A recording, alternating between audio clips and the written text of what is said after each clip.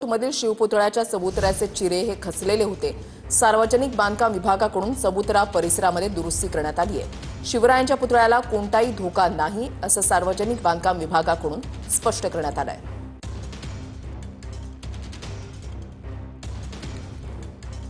विकरण आहे त्याला कुठेतरी तडे गेलेत म्हणतात। मेन स्ट्रक्चरला काय धोका? मेन स्ट्रक्चरला अजिबात काय हे नाही आणि मेन स्ट्रक्चर जसं सुतार सरांनी जशी गॅरंटी दिली आहे, सर जसं म्हणतात तसंच आहे। कुठल्याच पार्ट्सला म्हणजे आरसीसीला कुठेच धक्का गेला नाही आहे।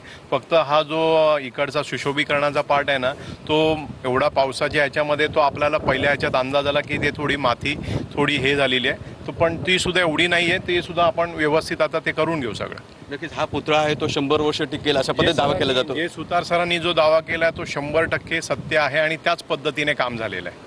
आज पाहणी करायला अधिकारी येणार आहेत, नेमकी कशा पद्धतीने म्हणजे सुशोभीकरणाची काय पाहणी केली जाणार, त्याच्यानंतर काय निर्णय घेतले जाणार तेच आता त्यांचं ते काय डिसिजन असेल की ह्याच्यामध्ये आपण अजून किती आरसीसी किंवा पीसीसी करून व्यवस्थित करू, म्हणजे जेणेकरून असा पावसामुळे तो विषय होणार नाही पुढे आणि त्याची दखल घेतली जाईल चांगल्या पद्धतीने।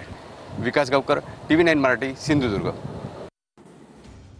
अधिकारी वर्गाकडून आता या संपूर्ण परिसराची पाहणी जी आहे ती केली जाते। मुद्दे जे आहेत ते त्यांच्याकडून समजून घेतले जात आहेत। पुतळा किंवा चबुतऱ्यावर या भगदडाचा कुठलाही परिणाम झालेला नाही अशी माहिती जरी देण्यात आलेली असली तरी नुकताच हा पुतळा जो आहे तो उभारण्यात आलेला होता, काम करण्यात आलेलं होतं। मात्र नेमकं कारण काय याचा तपास याची माहिती घेतली जाते। तुम्ही काय करणार एवढंच सांगा। तुम्ही दोनदा मला सांगायला पाहिजे, हा दुसऱ्यांदा प्रसंग घडला। एकदा पुतळा पडला, आज जमीन खचली। आज मालवण तालुक्यासह जिल्ह्याचं पूर्ण नाव, आता कुठचे जे टीव्हीचं चॅनल बघितलं तर हेच दाखवलं जातं, मालवणसह पूर्ण जिल्ह्याचं नाव तुमच्या खात्यामार्फत किती वेळा बदनाम करणार। आणि एक ॲफिडेव्हिट लिहून घ्या, ठेकेदारांनी ते संबंधीचे अधिकारी आहेत ना त्यांच्याकडे एक ॲफिडेव्हिट लिहून घ्या की आता ह्या पुढे हे काय होणार नाही। आणि आता तुम्ही आम्हाला सांगा कारवाई काय करणार त्या अधिकाऱ्यावरती, तुमचे अधिकारी जे देखरेख ठेवायला होते ना त्यांच्यावरती आणि ठेकेदारावरती काय कारवाई करणार सांगा। 2 मिनिटं हे जे वाईट दिसतंय ना, आतमध्ये पुढे ते लिकेज आहे, त्यामुळे हे मी एक कॉन्ट्रॅक्टर आहे, बिल्डर आहे, हे जे व्हाईट बाहेर पडतं आहे त्याचा अर्थ आतमध्ये पुढे ते लिकेज आहे, पाणी भरतं आहे, त्यामुळे ते बाहेर पडू।